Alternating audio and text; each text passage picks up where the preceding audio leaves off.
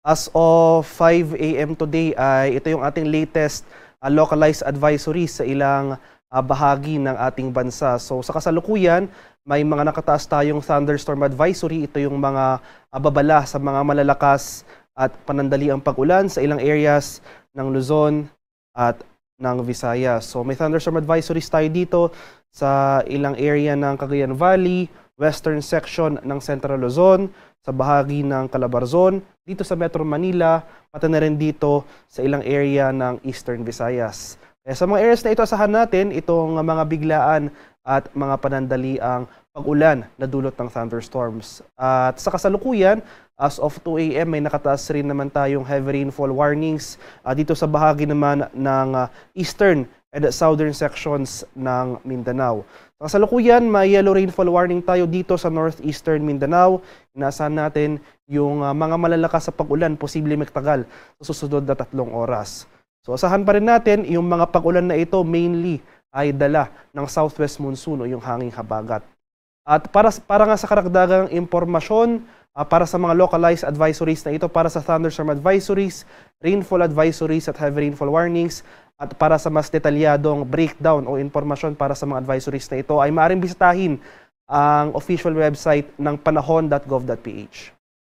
Para naman sa ating latest satellite image, ay nasan pa rin natin, makikita natin dito itong mga makakapal na kaulapan na umiiral sa malaking bahagi ng ating bansa ay ang patuloy na epekto ng southwest monsoon o yung hanging habagat.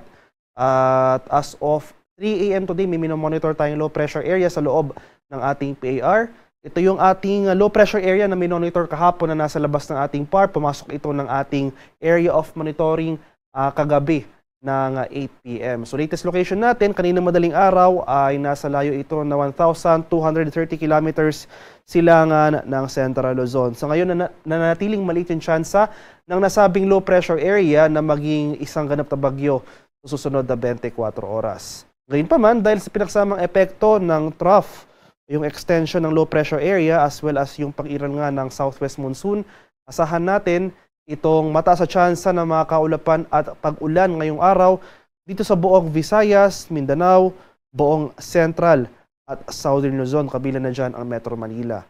Samantala, bahagyang maulap hanggang sa maulap na papawiri ang inaasahan over Northern Luzon. Samahan lamang yan ng mga pulupulong pag-ulan na may pagkulog at pagkidlat. At para naman sa magiging lagay ng ating panahon ngayong araw dito sa Luzon, inasan pa rin natin itong mataas sa tsansa ng mga kaulapan at mga kalat-kalat na pag-ulan.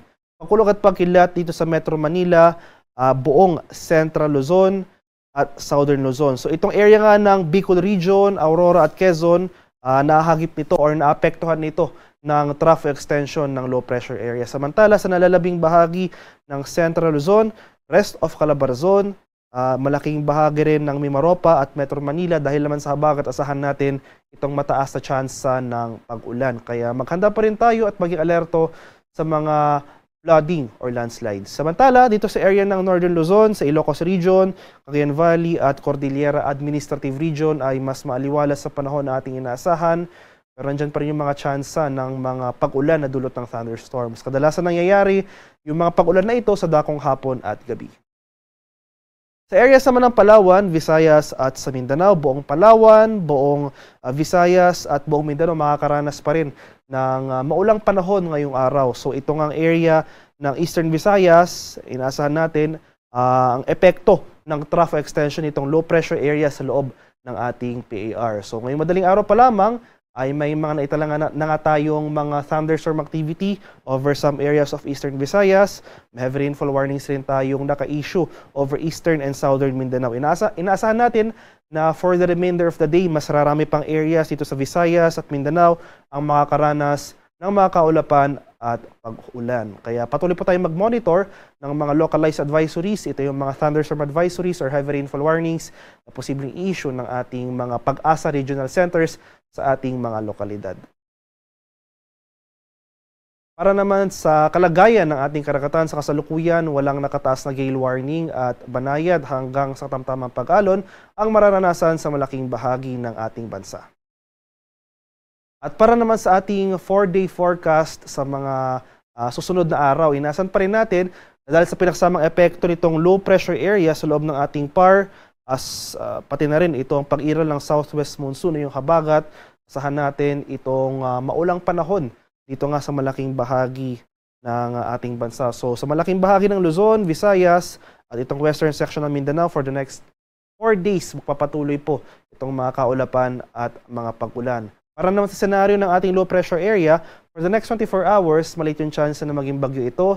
Pero inasan pa rin natin yung general recurving movement ito. So ito yung usual na paggalaw ng mga sirkulasyon at low pressure areas sa panahon ng July. So inasahan natin bagyang lalapit yung sirkulasyon na ito sa ating bansa. Pero sa mga sunod na araw, inasahan natin yung posibilidad ng recurving or paggalaw na naman palayo patungo dito sa northern portion ng ating Philippine Area of Responsibility.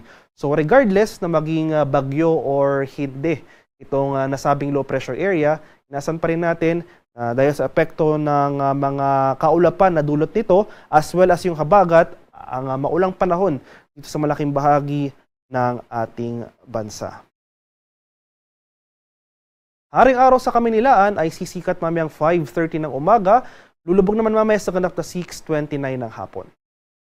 At para sa karagdagang impormasyon tungkol sa ulat panahon, lalong-lalo na sa ating mga ini-issuing localized advisories, ito yung mga thunderstorm advisories, rainfall advisories, or heavy rainfall warnings sa ating mga lokalidad.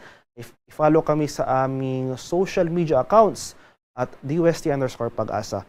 Mag-subscribe na rin kayo sa aming YouTube channel sa DUST Pag-asa Weather Report at palaging bisitahin ang aming official website sa pag-asa.dust.gov.ph at panahon.gov.ph. At yan lamang po ang latest mula dito sa Pag-asa Weather Forecasting Center. Magandang umaga sa ating lahat. Ako po si Dan Villamil nag-uulat.